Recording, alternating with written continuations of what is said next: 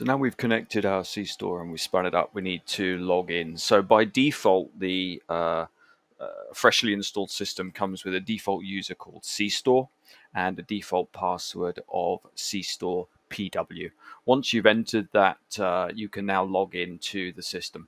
So once you've logged in, you'll have the main dashboard panel. And probably the first thing that we're going to want to do is to change that default password. And we do that under our administration, and we go to our auth panel. And you can see here we have our local users, and we're going to be setting up other auth plans and clients in further videos. But for now, we're going to change our default username.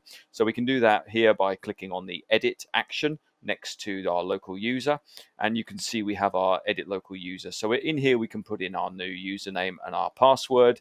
We can also have some customized settings. So for example, we may want to set up maximum session times, or if there's no activity, we can automatically log that user out, or we can switch those off if we want to. So in this particular case, I'm going to disable those custom settings, and I'm just going to use a new password. Okay, and we can put that in here as well. Okay, and we can then update that password to the new version. And again, that now has been saved, so we'll just double check that that has worked. So we'll log out from our UI, and again, we'll try logging in with our new password now. And we should have access.